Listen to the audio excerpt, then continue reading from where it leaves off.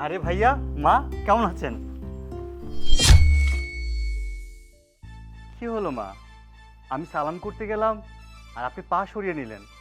আপনি কি কোনো কারণে আমার উপর রাগ?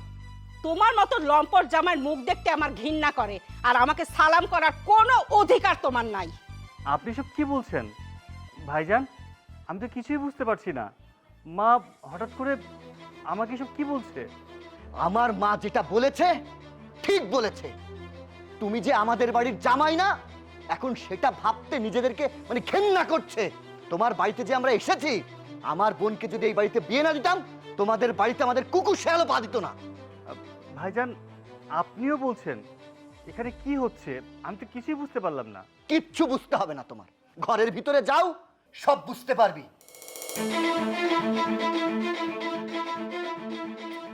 মিষ্টি, ও, তাহলে তুমি চলে এসেছো। এতক্ষণ কোথায় ছিলে তুমি? অফিসে ছিলাম। আচ্ছা, ড্রয়িং রুমে দেখলাম মা বসে আছে, ভাইয়া বসে আছে, তারাও আমার সাথে গিয়ে রাফ বিহেভ করলো। কারণটা কি? তুমিও রেগে আছো? তুমি যে কাজটা করেছো না, তোমার সাথে তো এর থেকেও খারাপ ব্যবহার করা উচিত। আমি বুঝতে পারছি না কেন তোমরা আমার সাথে এরকম আচরণ করছো। আমি কি এমন অপরাধ করেছি? আচ্ছা, সত্যি করে একটা কথা বলো তো, তুমি কি পতিতালয়ে গেছিলে? কি বললে? পতিতালয়ে? মানে তুমি গেছিলে কি যাওনি সেটা বলো। হ্যাঁ, আমি গিয়েছিলাম। কি? তুমি পতিতালয়ে গেছিলে? তোমার কি এই কথাটা বলতে একটা বারের জন্য লজ্জা করলো না? আচ্ছা, ঘরের মধ্যে আমার মতো একটা সুন্দরী বউ থাকতে শারীরিক চাহিদা মেটানোর জন্য তুমি একটা অন্য নারীর স্পর্শ নিতে গেছো, তাও আবার পতিতালয়ে। আমার মধ্যে কি এমন কমতি ছিল যে তোমাকে অন্য নারীর স্পর্শ পেতে হলো? বলো আমাকে, উত্তর দিচ্ছ না কিসের জন্য? আচ্ছা, তুমি আমার কথাটা একবার শুনবে? আমার তো ভাবতেও অবাক লাগছে যে আমি এতদিন একটা নরপুরুষের সাথে সংসার করেছি। তোমার যদি লজ্জা থাকে তাহলে তুমি কোনোদিন আর আমার সাথে যোগাযোগ করার চেষ্টা করবে না। আমি তোমার মতো একটা কাপুরুষের সাথে আর কোনোদিনও সংসার করব না। সরো এখান থেকে। শোনো, দাঁড়াও। আরে তুমি আমার কথাটা তো শুনবে, কেন বোঝার চেষ্টা করতেছো না? আমার মেয়ে তোমার কোনো কথা শুনবে না। আর শোনো, আমার বাড়ি ত্রিসীমানায় যদি আমি তোমাকে দেখি না, হাত পা ভেঙে নুলা করে ছেড়ে দেবো বলে দিলাম। মা প্লিজ, আমার কথা একটু বোঝার চেষ্টা করুন। কি বোঝার চেষ্টা করবে? কি বোঝার চেষ্টা করবে? আমি আমার নিজের চোখে দেখেছি তোর মতো একটা লম্পট যে আমাদের বাড়ির জামাই, আমার বোনের সাথে যে তোর বিয়ে দিয়েছি, এটাই তোর সাত কপালের ভাগ্য। মা, ওকে নিয়ে চলো। দাঁড়াও মা, আমার আম্মু আর আমার ভাইয়া কি বলেছে কান দিয়ে শোনোছো তো? কোনোদিন আমার সাথে তুমি আর যোগাযোগ করার চেষ্টা করবে না। আর ডিভোর্স লেটার তোমার কাছে টাইম মতো চলে যাবে। চলে আয়।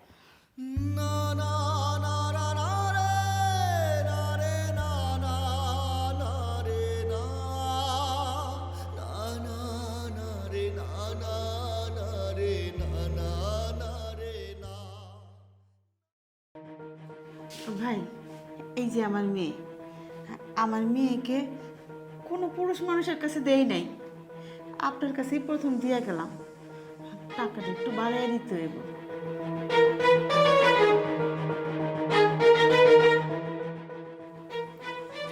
৳1,00,000 আছে। শোন, উনি যা যা কইব ওনার কথা মতো চলবি, ঠিক আছে? মা, তুমি এই সামান্য কিছু টাকার জন্য আমাকে বিক্রি করে দিলে? চুপ, কোনো কথা নাই।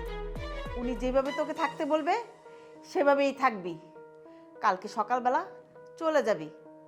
আর যদি আমি রাত্রেবেলা শুনি যে কোনো কাবজাব করছিস, তাহলে সকালবেলা এসে তোকে গলার টিপে আমি এখানেই রেখে যাবো।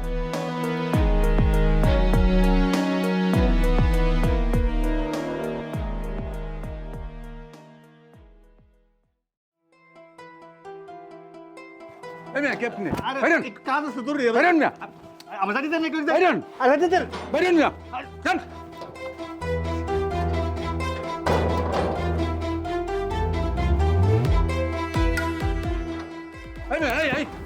আবার আইছেন আপনি?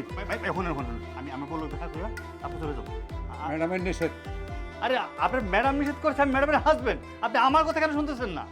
দেখেন, ম্যাডামের অনুমতি ছাড়া আপনার ভিতরে যাইতে দিতে পারি না। ম্যাডাম একটা চিঠি দিছে, এটা আপনি নেন। যান এখন, যান।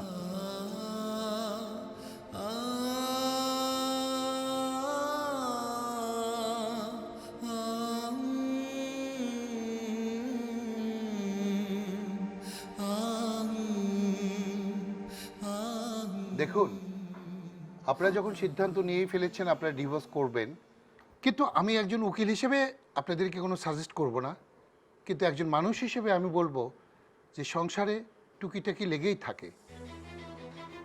এই একটা বিষয় বা দুটো বিষয়কে কেন্দ্র করে ডিভোর্সের মতো পর্যায়ে আসা উচিত না। আপনারা দুজনই তো শিক্ষিত মনে হয়, আপনারা নিজেদের মধ্যে একটু মেনে চেনে নিয়ে আবার সংসার পুনরায় শুরু করা কি সম্ভব না আপনাদের পক্ষে? উকিল সাহেব, আপনি তো ভালো মতোই জানেন যে আমি ওকে ডিভোর্স লেটার পাঠিয়েছিলাম, কিন্তু ও বলেছিল ও আমার সাথে দেখা না করে সাইন করবে না। এই জন্যই আজকে ওকে এই অফিসে দেখেছি। আপনি ওর কাছ থেকে শুধু সিগনেচারটা নিয়ে নেন। সূর্য সাহেব, আপনার মিসেস তো চাচ্ছে না আপনার সঙ্গে থাকতে, উনি ডিভোর্সই চাচ্ছে। তো আপনি এখানে সিগনেচার করেন, আর যদি আপনার কিছু বলার থাকে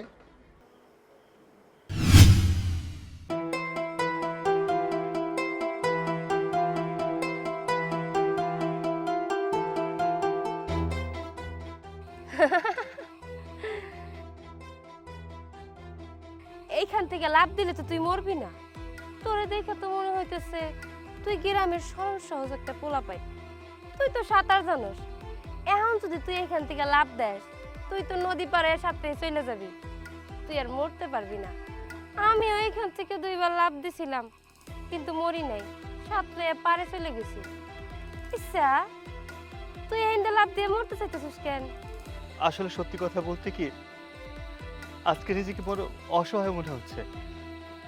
আমি পড়াশোনা করছি, কিন্তু টাকার জন্য আমি ভর্তি ফি দিতে পারছি না। আমার সামনে এক্সাম, আমি এক্সামের প্রস্তুতি নিচ্ছি, কিন্তু আমি ফি দিতে পারছি না, অ্যাডমিশন ফি দিতে পারতেছি না।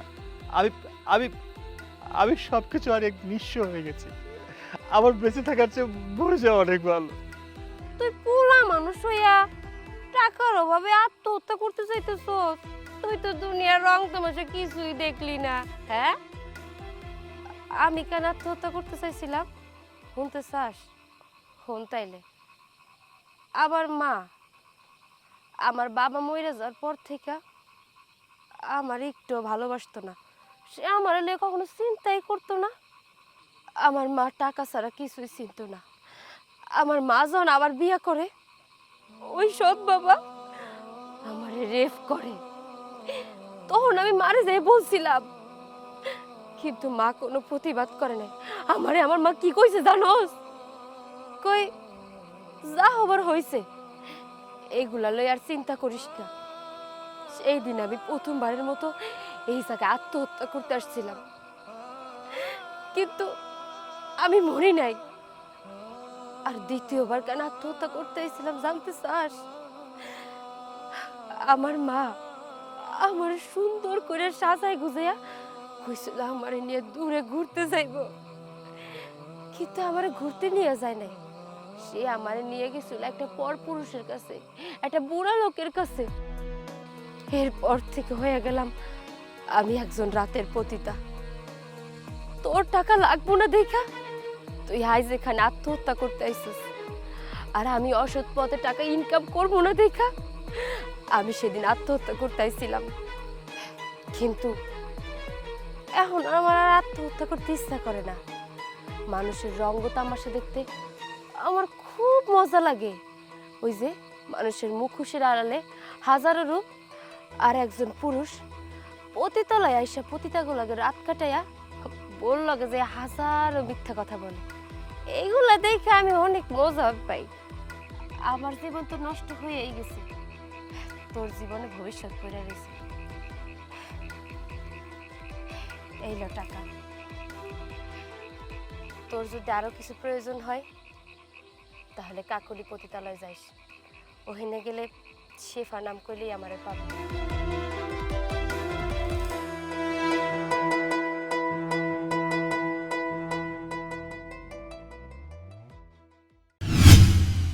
আজকে আমার এই পরিবর্তন, আমার জব, আমার যা কিছু আছে, এর পিছনে ওই মেয়েটার অবদান। আমি আজও পর্যন্ত ওই মেয়েটাকে খুঁজি, বিভিন্ন পতিতালয়ে খুঁজি।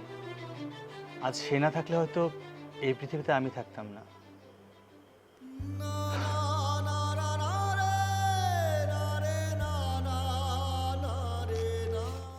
এই যে আমি সিগনেচার করে দিয়েছি। আরেকটা কথা, আপনাদের ধারণা আমি পতিতালয়ে গিয়েছি আমার শারীরিক চাহিদার জন্য, যার জন্য এই বেশি দিও না, অল্প একটু অল্প বাস একটু ছাড়ো, বাস না না আর লাগবে না আমার। তুমি নাও, তুমি মাছ নেবে? হ্যাঁ আমি মাংস খাই।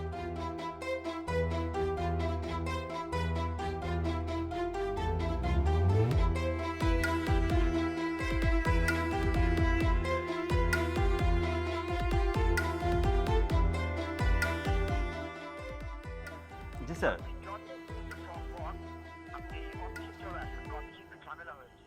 ঠিক আছে স্যার, আমি এখনই চলে আসতেছি।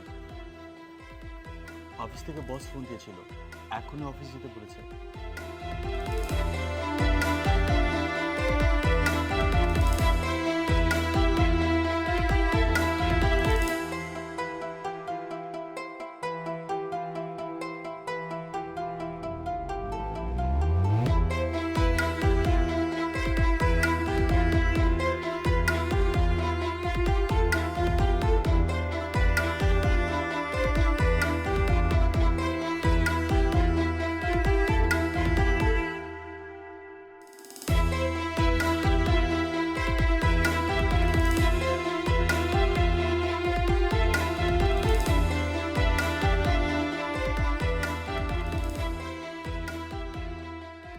আর খাবো না।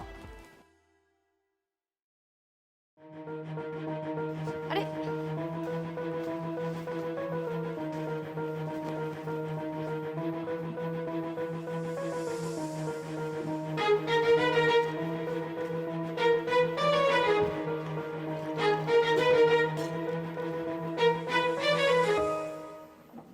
চাবিটা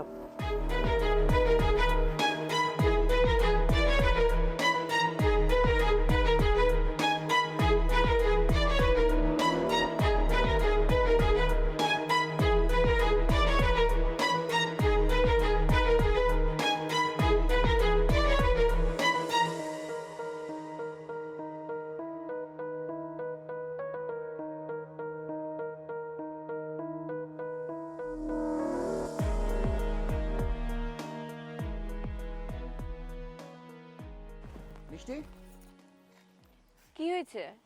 কি হয়নি সেটা বলো। এটা কি? এটা কি? এটা কি দেখতে পাচ্ছ না?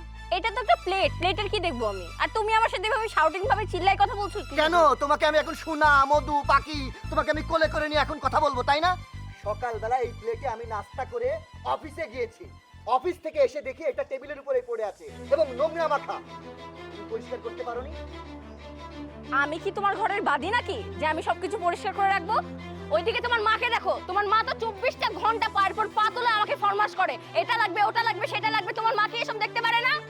আমি পারবো না পরিষ্কার করতে, হয় তুমি পরিষ্কার করবে না হলে তোমার মা পরিষ্কার করবে। আমি পরিষ্কার করব। আমি পরিষ্কার করব। খুশি? এবার খুশি? তুমি কি চাও বলবা আমাকে? কিচ্ছু চাই না, শান্তি চাই। এই তো থামবে। আল্লাহর ফজরে উঠে মানুষ নামাজ কালাম পড়ে, আর তোরা উঠাস ঝগড়া করে নিয়ে। আর সন্ধ্যার সময় অফিস থেকে বাড়িতে আসস, তখনও ঝগড়া করস। সারাক্ষণ যদি ঝগড়া করতে থাকস, লোকজন কি বলে শুনি? মানুষজন আর কি বলবে? মান সম্মান থাকলে তো মানুষ কিছু বলবে। তোমার বৌমাকে এই সংসারে নিয়ে এসেছি তাকে নিয়ে সংসার করব বলে, আর সে কিনা আমার মুখের উপরে জবাব দিচ্ছে এই প্লেট অপরিষ্কার কেন, বলতেছে তোমার মাকে দিয়ে পরিষ্কার করাও, নাই আমাকে দিয়ে পরিষ্কার করাও। সারাদিন অফিস করে বাড়িতে এসে যদি এই থালা বাসন আমাকে পরিষ্কার করতে হয়, তাহলে তাকে বিয়ে করে কেন নিয়ে এসেছি? শোনো বৌমা, আমি সংসারের যাবতীয় কাজকর্ম করি, তোমাকে কিন্তু কোনো কাজকর্ম করতে দিই না। তুমি পটের বিবি সেজে খাটের উপর শুয়ে থাকো, আমি কখনো কিছু বলি? আজকে শুধুমাত্র ওকে দেখানোর জন্য আমি প্লেটটা ধুইনি, যে দেখো সংসারে কি কাজ তুমি করো। ও তাহলে আপনি ইচ্ছা করে এসব ষড়যন্ত্র সাজিয়েছেন যেন আপনার ছেলের কাছে আমাকে খারাপ প্রমাণিত করতে পারেন, তাই না? ঠিক আছে, আমি ওর সংসার করব না, আমি চলে গেলাম এই বাড়ি ছেড়ে। থাকেন আপনারা, তুমি তোমার মায়ের সাথে থাকো, আর আপনি আপনার ছেলেকে নিয়ে থাকেন। এমন মানুষের সাথে আমি ভুল করে সংসার করব না। আর আমি এই বাড়ি তো চাকরানি না যে আপনাদের সব কাজ কাম করব আমি। আপনারা থাকেন, আমি চললাম। বৌমা আরে কাকে বৌমা বাবা বলছো? যে যাচ্ছে যাক। 2 দিন বাপের বাড়ি, 2 দিন, 2 দিন পরে ওই বাপের বাড়িতে ঠাঁই হবে না। তোমার মতো ডাইনিমের কোথাও ঠাঁই হবে না। থামবি তো? ওই তোদের এই ঝগড়া ঝাঁটি আমার আর ভালো লাগে না। আল্লাহ যে কেন আমাকে তুলে নেন আমি খালি সেই চিন্তাই করি।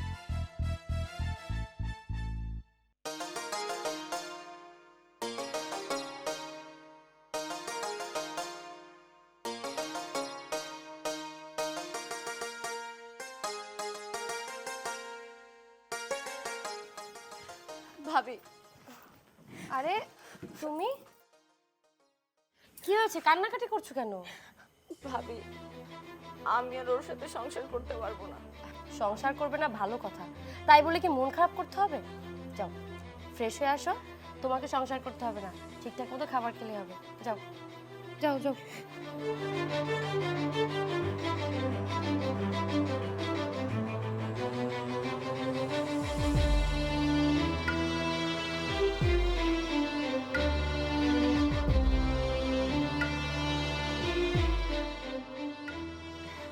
ফ্রেশ হয়েছ?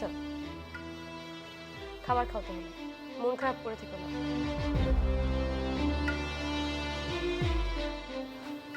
কি ব্যাপার, বাসায় দেখছি মেহমান? হ্যাঁ দাও আমার কাছে। কি রে, কেমন আছিস? ভালো আর কি করে থাকি ভাইয়া। কেন, কি হয়েছে?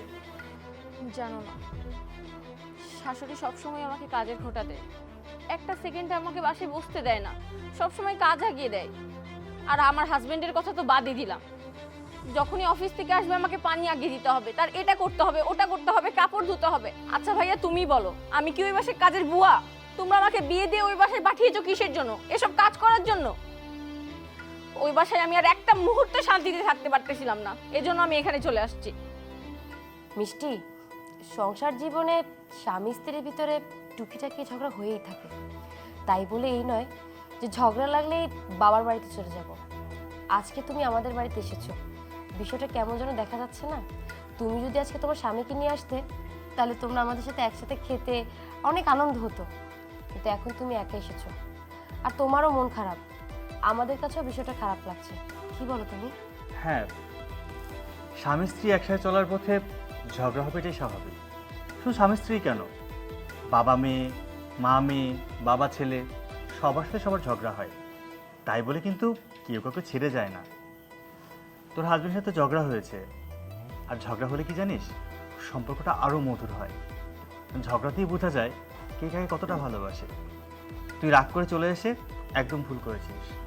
আর তোর সংসারে তো বাড়তি কোনো লোক নেই, তুই, তোর হাজবেন্ড আর তোর শাশুড়ি, দুজন মানুষ একটু মানিয়ে নিলেই তো হয়, তাই না? বাসায় একটা অশান্তি আমার শাশুড়িকে নিয়ে আর আমার স্বামীকে নিয়ে, আর এখানে আরেকটা অশান্তি তোমাদের কথা নিয়ে। আমি করবো তো করবোটা কি, তোমরা থাকো, আমি গেলাম। আরে মিষ্টি, ভুল বুঝিস না। ও যদি ওর স্বামীর সাথে এভাবে ঝগড়া করে, তাহলে তো কোনোদিন ওদের সংসারে শান্তি আসবে না। ওকে একটু বোঝানোর চেষ্টা করো, হয়তো মানে ঠান্ডা হলে ঠিক হয়ে যাবে। আচ্ছা ঠিক আছে, তুমি ফ্রেশ হয়ে নাও।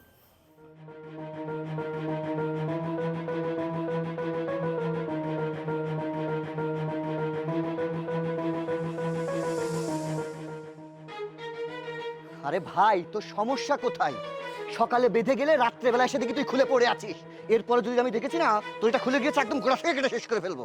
হয়েছে হয়েছে, গাছের সাথে রাগ দেখাইতেছে। ও কি বোঝা তোর রাগ? যা রাগ দেখানো গরুর উপর দেখা যা। কি করে রাগ দেখাবো না? আজকে 15 দিন হলো এই বাড়ি থেকে মহারানী রাগ করে তার বাপের বাড়িতে এসে বসে আছে। সব দোষ আমার, তার কোনো দোষ নেই। সে মনে চাইলে এই সংসার তার নিজের মনে করলে সে ফিরে আসতে পারে না। বলদ দেখছি আমি, তোর মতো বলদ দেখিনি। এই, কোনো মেয়ে যদি স্বামীর সাথে রাগ করে বাপের বাড়ি যায়, একা একা কি আসে? তাকে গিয়ে নিয়ে আসতে হয়।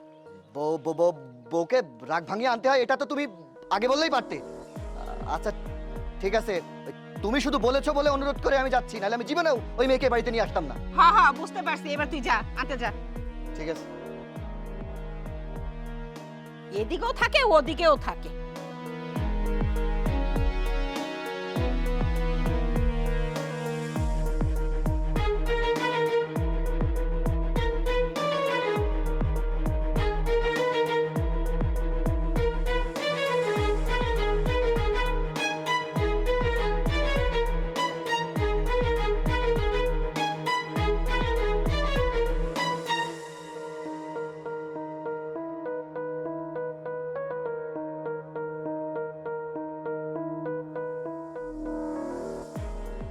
কি রে মা মিষ্টি?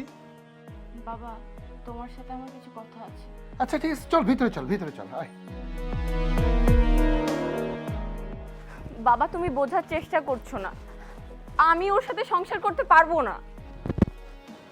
আচ্ছা তুই একটা কথা বলতো আমাকে, কি এমন ঘটলো যে তুই ওখান থেকে চলে আসলি? আর বলছিস সংসার করবি না। বাবা, আমি কি তোমাকে আজ পর্যন্ত বলেছি এমন কোনো কথা? আজকে বলছি, এর পেছনে কোনো না কোনো কারণ আছে। ওর মা আমার সাথে অত্যাচার করে, ও আমার সাথে অত্যাচার করে। ওই বাসা থেকে আমাকে ঠিকমতো খেতে দেয় না, ঠিকমতো ঘুমাইতে দেয় না। আমি পারবো না ওই বাসায় থাকতে। আমাকে পুরো কাজের মেয়ের মতো ট্রিট করে। আমি কি কাজের মেয়ে? তুমি আমাকে বিয়ে দিয়ে ওই বাসায় পাঠিয়েছো কিসের জন্য? কাজ করার জন্য? মারে, তোরও ভুল আছে, এক হাতে কখনো তালি বাজে না।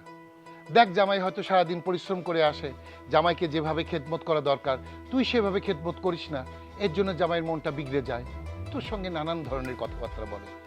আর আমার তো মনে হয় না মা যে তুই চুপ থাকিস, তুইও কথা বলিস।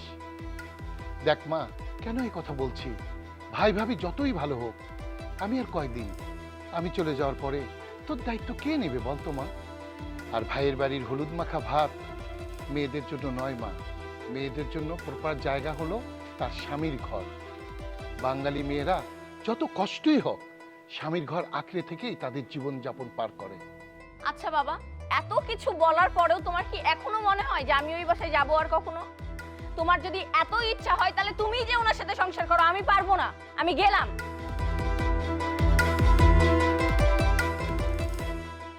এই মেয়েটাকে আমি কেমনে বোঝাই, আমি তো কোনো কথাই এর বোঝাতে পারছি না। আচ্ছা, কয়দিন যাক, রাগটা একটু পড়ুক, যা কিছু করতে হবে আমার বৌমাকে দিয়েই করতে হবে। আমি জানি আমার বৌমা অবশ্যই ওকে বোঝাতে পারবে।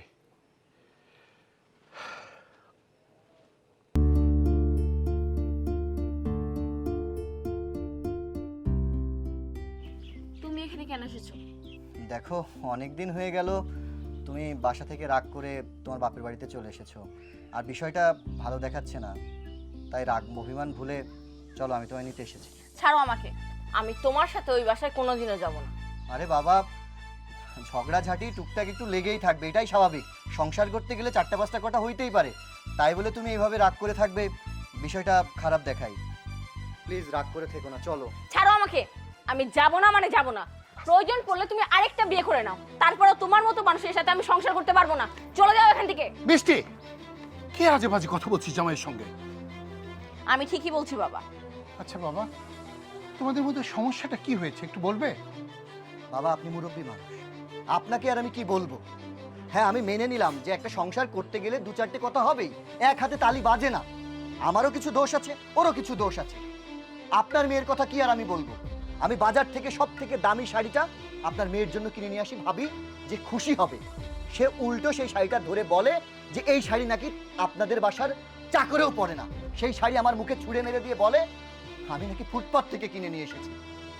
ভালো মন্দ বাজার করে নিয়ে আসলে তার পছন্দ হবে না, তার এটা ভালো লাগে না, সেটা ভালো লাগে না। আমার মা তার শাশুড়ি, তার তো মায়ের মতো। সে অসুস্থ, আমার মায়ের একটা ঠুঙা থেকে ওষুধ বের করে দিতে যে আপনার মেয়ে বলে তার হাতে ব্যথা, আমরা নাকি তাকে দাসীবান্দির মতো কাজ করাই। আমি প্রত্যেকদিন সকালবেলা যখন অফিসে যাই তখন যে প্লেটে নাস্তা করি সেই প্লেটটা রাত্রে বাসায় ফিরেও দেখি সে অবস্থায় পড়ে আছে। এমনকি আমাকেই সেটা পরিষ্কার করতে হয়। তাহলে আপনার মেয়েকে বিয়ে করে আমি সংসারে কেন নিয়ে এসেছি? এটা কি স্বামী স্ত্রীর ভালোবাসা? বাবা, ও সব কথা মিথ্যা বলছে, ও সব কথা মিথ্যা। তুমি মিথ্যা কথা বলছো কিসের জন্য? তাহলে সত্যিটা তুই বল। ও যেগুলো বলছে বাবা সবকিছুই মিথ্যে। তুমি ওর কথা বিশ্বাস করো না, আমি যেটা বলছি সেটা শোনো। ও আমার সাথে সবসময় খারাপ ব্যবহার করে। ও ফুটপাত থেকে রাস্তার ফকিন্নি মানুষ যেসব কাপড় চোপড় পরে, আমাদের বাসার কাজের মেয়েও ওইসব কাপড় চোপড় পরে না। ওই কাপড় আমাকে এনে দিয়ে বলে ওইটা নাকি ব্র্যান্ডের শাড়ি। আমি কিভাবে বিশ্বাস করবো তাহলে? এমনকি বাবা, আমি যখন মাছ রান্না করতে যাই, আমার শাশুড়ি মা বলে উনি মাছ খাবেন না, মা মাছ রান্না করো না। তারপরে আমি যখন রান্না বান্না করে ফ্রেশ হতে যাই, এসে দেখি ছেলে মা দুজন খেয়ে ফেলেছে। আমার জন্য কি থাকে? আটে গুটে, ওই যে কি জানো বলে মাছের কাঁটা, ওইসব আমার জন্য রেখে দেয়। আমি কি ওদের বাসার দাসীবাদী যে আমি এগুলো খাবো? বাবা শোনো, এই ছেলের সাথে আমার সংসার করা সম্ভব না, আমি ওর সাথে সংসার করতে পারবো না। মারে, তোকে আজকে একটা কথা বলি, বিয়ের পর থেকে তো তুই আমাদের বাড়িতে আসা যাওয়া করিস। আচ্ছা, কখনো কি দেখেছিস তোর ভাই আর ভাবির মধ্যে কখনো কোনো গন্ডগোল, ওদের মধ্যে কোনো ঝগড়া? ওরা কিন্তু তা করে না, বুঝতে পেরেছিস? তোর ভাই যখন অফিস থেকে আসে, তোর ভাবি দরজা খুলে এক গ্লাস পানি আগে হাতে ধরে দেয়, তারপর তার কাপড় চোপড় আগায় দেয়, অজুর পানি দেয়, তারপর তোর ভাই ফ্রেশ হওয়ার পরে চা খায়। অনেক সময় আমি রাতে আমার রুমে যাওয়ার আগে তোর ভাবির রুমে আলো জ্বালা দেখি দেখি তোর ভাই ঘুমাচ্ছে, তোর ভাবি তোর ভাইয়ের পা হাত পা টিপছে। কারণ কি জানিস, পরের দিন তোর ভাই অফিসে গিয়ে যেন কোনো ক্লান্তি না বোধ করে, সে যেন অফিসে সুন্দর মতো কাজ করতে পারে। মারে, এটা হলো স্বামী স্ত্রীর বন্ধন। একে অপরকে বিশ্বাস করবে, একে অপরকে ভালোবাসবে, এটাই হলো প্রকৃতির নিয়ম। এটাই হলো একে অপরের প্রতি বিশ্বাস। বুঝতে পেরেছিস মা? যেদিন মেয়েরা বিয়ে হয়ে স্বামীর ঘরে যায় না, সেদিন থেকেই তারা ওই বাড়ির লোক হয়ে যায়, বাবার বাড়ির তারা মেহমান হয়। বুঝতে পেরেছিস? তুই আমার বাসার মেহমান। মারে, এই যে কথাগুলো বললাম তোর ভাবি, যে চেহারাটা তোকে বুঝালাম, এটাই বাংলার রমণীর আসল রূপ। হ্যাঁ, বাবা একদম ঠিক কথা বলেছে। স্বামী স্ত্রী দুজন দুজনের অর্ধাঙ্গিনী। যেদিন থেকে আমি তোমাদের বাড়ির বউ হয়ে এসেছি, সেদিন আমি বুঝতে পেরেছি স্বামী স্ত্রীর সম্পর্ক কতটা মধুর হয়। আরে বোন, স্বামী যখন সারাদিন বাইরে কাজ করে, সারাদিন তো তাদের অনেক খাটাখাটনি হয়, তখন তাদের মেজাজ এমনিতেই গরম থাকে। যখন তারা বাসায় আসে, তখন যদি তাদের বউ তাদের সাথে খারাপ ব্যবহার করে, তখন তাদের মটকা আরো গরম হয়ে যায়। তখন তো এমনিতেই ঝগড়া লাগে। তাই হয়তো তোমাদের সংসারে একটু অশান্তি হচ্ছে, কিন্তু এটা নিয়ে মন খারাপ করতে নেই। আজকে যদি তুমি তোমার স্বামীকে ছেড়ে দাও, তখন একবার ভেবে দেখেছো সমাজের লোক কার দিকে আঙুল তুলবে? তোমার স্বামীর দিকে না, তোমার দিকে আঙুল তুলবে। তখন কিন্তু বিষয়টা অনেক খারাপ দেখা যাবে। তাই বলি কি বল, সব কিছু মেয়েদেরকে মানিয়ে নিতে হয়। মেয়েরা মানিয়ে নেয় বলেই তো অনেকের সংসারে এখনো শান্তি আছে। তুমি যেভাবে ঝগড়া করো, তাতে সংসার টিকানোর মতো কোনো ওয়ে আমি দেখি না। ভাইজান অনেক ভালো মানুষ, তাকে দেখে মনে হয় না সে তোমাকে সস্তা কাপড় এনে দেবে। সে তোমাকে অনেক ভালোবাসে, তাই তো তোমার সব কিছু সে মেনে নেয়। একটু মানিয়ে নিতে শেখো, দেখবে তোমার সংসারে শান্তি ফিরে এসেছে। বাবা, আমি আমার ভুলটা বুঝতে পেরেছি। আমি এতদিন জানতাম যে মানুষ দেখে কিছু শেখে, কিন্তু আমি ভাবির সাথে এতদিন থেকেও আমি আজ পর্যন্ত কোনো কিছু শিখতে পারলাম না। বাবা, আমি শুনেছি স্বামী স্ত্রীর সুসম্পর্ক নাকি এই পৃথিবীতে বেহেশত, আর স্বামী স্ত্রীর দুঃসম্পর্ক এই পৃথিবীতে নাকি দোজক। কিন্তু আমি তো আমার সংসারটাকে দোজক করে রেখেছি বাবা। বাবা, আমার অনেক বড় ভুল হয়ে গেছে, তুমি আমাকে ক্ষমা করে দাও বাবা। ঠিক আছে মা, তুই তোর ভুল বুঝতে পেরেছিস। তাহলে তুই যা মা, জামাইয়ের সঙ্গে বাড়িতে যা। না না বাবা, এখন ওরা কোথায় যাবে? মাত্র জামাই আমাদের বাড়িতে আসলো। যেহেতু ভাইয়া আমাদের বাড়িতে আজকে আসছে, আজকে ভালো মন্দ খাওয়াবো, তারপরে ভাইয়া যাবে। দেখলি, এই হলো আমার বৌমা, বাংলার সেরা বধূ। আচ্ছা মা, ওদেরকে ঘরে যাও, আমি বাজার থেকে আসি। আচ্ছা বাবা। বাবা, হ্যাঁ মা। চিংড়ি মাছ আর ইলিশ মাছ নিয়ে এসে। আরে ওটা আর বলতে হবে, আমার মাথায় আছে, আমার মাথায় আছে। আপনারা দুজন ভিতরে আসুন। ঠিক আছে ভাবি। ধরো, ভেতরে চলো।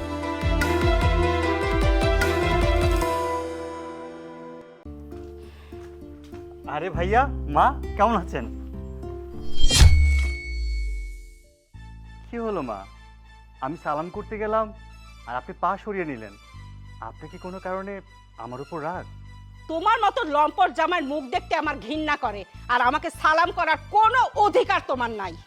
আপনি সব কি বলছেন ভাইজান? আমি তো কিছুই বুঝতে পারছি না। মা হঠাৎ করে আমাকে সব কি বলছে? আমার মা যেটা বলেছে ঠিক বলেছে। তুমি যে আমাদের বাড়ির জামাই না, এখন সেটা ভাবতে নিজেদেরকে মানে ঘেন্না করছে। তোমার বাড়িতে যে আমরা এসেছি, আমার বোনকে যদি এই বাড়িতে বিয়ে না দিতাম, তোমাদের বাড়িতে আমাদের কুকুর শেয়ালও পা দিত না। ভাইজান, আপনিও বলছেন?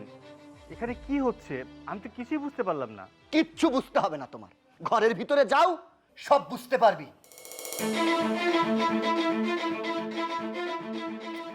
মিষ্টি, ও, তাহলে তুমি চলে এসেছো। এতক্ষণ কোথায় ছিলে তুমি? অফিসে ছিলাম। আচ্ছা, ড্রয়িং রুমে দেখলাম মা বসে আছে, ভাইয়া বসে আছে, তারাও আমার সাথে গিয়ে রাব বিহেভ করলো। কারণটা কি? তুমিও রেগে আছো? তুমি যে কাজটা করেছো না, তোমার সাথে তো এর থেকেও খারাপ ব্যবহার করা উচিত। আমি বুঝতে পারছি না কেন তোমরা আমার সাথে এরকম আচরণ করছো। আমি কি এমন অপরাধ করেছি? আচ্ছা, সত্যি করে একটা কথা বলো তো, তুমি কি পতিতালয়ে গেছিলে? কি বললে? পতিতালয়ে? মানে তুমি গেছিলে কি যাওনি সেটা বলো। হ্যাঁ, আমি গিয়েছিলাম।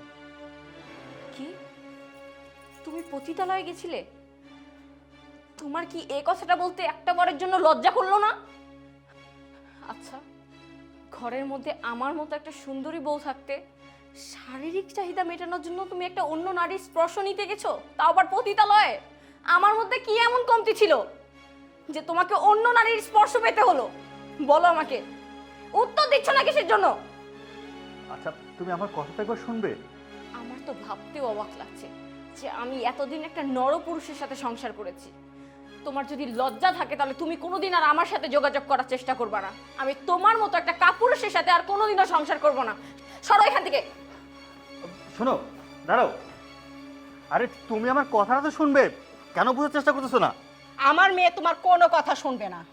আর শোনো, আমার বাড়ি ত্রিসীমানায় যদি আমি তোমাকে দেখি না, হাত পা ভেঙে নুলা করে ছেড়ে দেবো বলে দিলাম।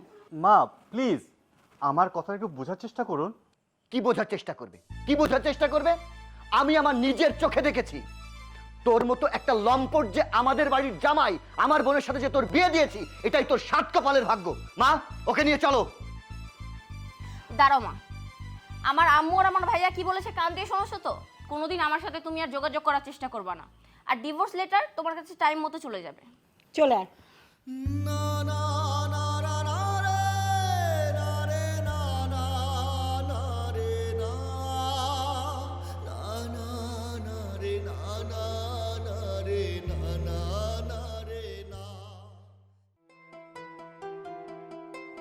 এই মেয়ে, কে আপনি? আরে বাইরেন, একটু কাজ আছে, দূর বাইরেন না, আমার জানি দেন একটু বাইরেন, আরে দেন। বাইরেন না, যান।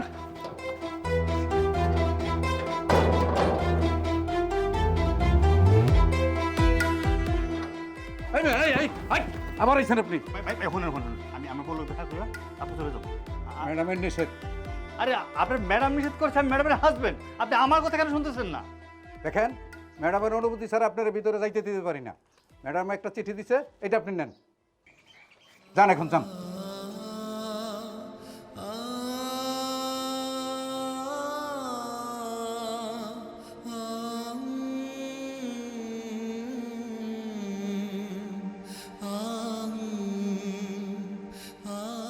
দেখুন, আপনারা যখন সিদ্ধান্ত নিয়েই ফেলেছেন আপনারা ডিভোর্স করবেন, কিন্তু আমি একজন উকিল হিসেবে আপনাদেরকে কোনো সাজেস্ট করব না। কিন্তু একজন মানুষ হিসেবে আমি বলবো যে সংসারে টুকিটাকি লেগেই থাকে। এই একটা বিষয় বা দুটো বিষয়কে কেন্দ্র করে ডিভোর্সের মতো পর্যায়ে আসা উচিত না। আপনারা দুইজনই তো শিক্ষিত মনে হয়, আপনারা নিজেদের মধ্যে একটু মেনে চেনে নিয়ে আবার সংসার পুনরায় শুরু করা কি সম্ভব না আপনাদের পক্ষে? উকিল সাহেব, আপনি তো ভালো মতোই জানেন যে আমি ওকে ডিভোর্স লেটার পাঠিয়েছিলাম, কিন্তু ও বলেছিল ও আমার সাথে দেখা না করে সাইন করবে না। এই জন্যই আজকে ওকে এই অফিসে দেখেছি। আপনি ওর কাছ থেকে শুধু সিগনেচারটা নিয়ে নেন। সূর্য সাহেব, আপনার মিসেস তো চাচ্ছে না আপনার সঙ্গে থাকতে, উনি ডিভোর্সই চাচ্ছে। তো আপনি এখানে সিগনেচার করেন, আর যদি আপনার কিছু বলার থাকে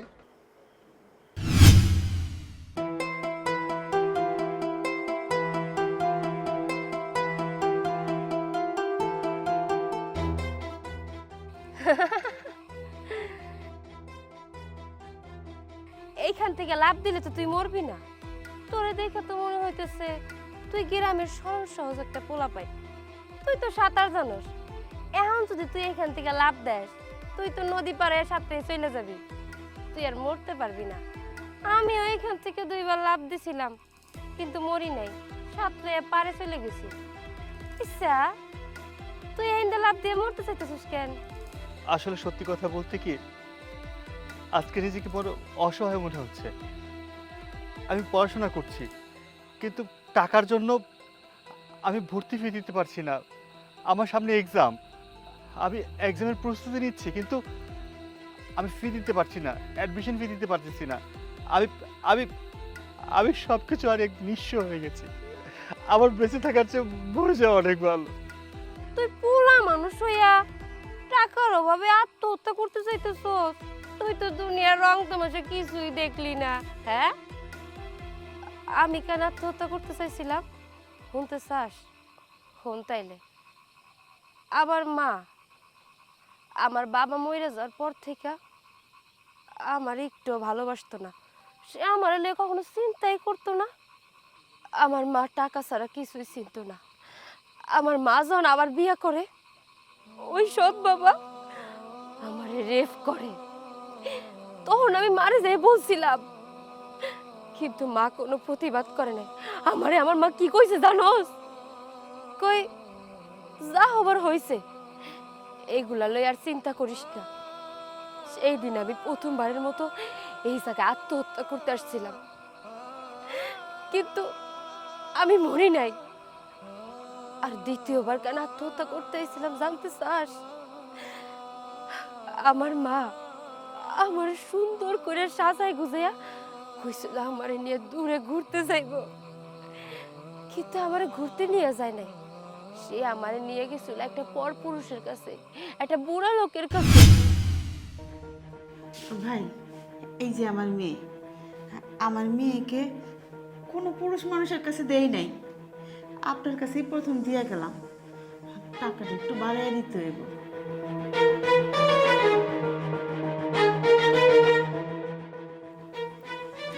1 লাখ টাকা আছে।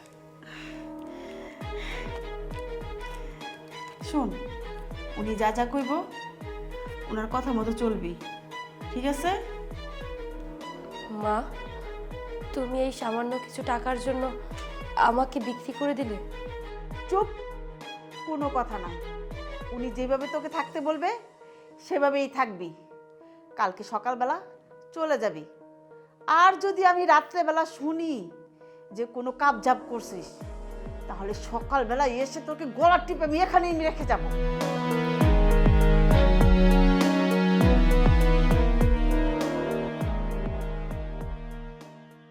ওর থেকে হয়ে গেলাম আমি একজন রাতের পতিতা। তোর টাকা লাগবো না দেখা তুই আজ এখানে আত্মহত্যা করতে আইছিস, আর আমি অসৎ পথে টাকা ইনকাম করবো না দেখা আমি সেদিন আত্মহত্যা করতে আইছিলাম। কিন্তু এখন আমার আর আত্মহত্যা করতে ইচ্ছা করে না। মানুষের রঙ্গ তামাশা দেখতে আমার খুব মজা লাগে। ওই যে মানুষের মুখোশের আড়ালে হাজারো রূপ, আর একজন পুরুষ পতিতালয় আইসা পতিতাগুলোকে রাত কাটাইয়া বলল যে হাজারো মিথ্যা কথা বলে। এইগুলা দেখে আমি অনেক মজা পাই। আমার জীবন তো নষ্ট হয়েই গেছে, তোর জীবনে ভবিষ্যৎ পড়ে রয়েছে। এই লো টাকা, তোর যদি আরো কিছু প্রয়োজন হয় তাহলে কাকলি পতিতালয় যাইস। ওখানে গেলে শেফা নাম করলেই আমারে পাবে।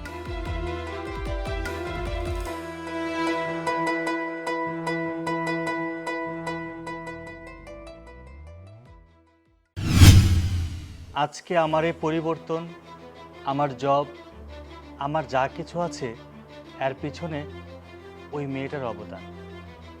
আমি আজও পর্যন্ত ওই মেয়েটাকে খুঁজি, বিভিন্ন পতিতালয়ে খুঁজি।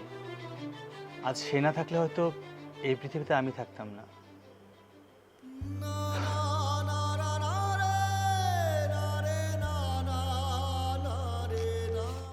এই যে আমি সিগনেচার করে দিয়েছি। আরেকটা কথা, আপনাদের ধারণা আমি পতিতালয়ে গিয়েছি আমার শারীরিক চাহিদার জন্য, যার জন্য আপনি আমাকে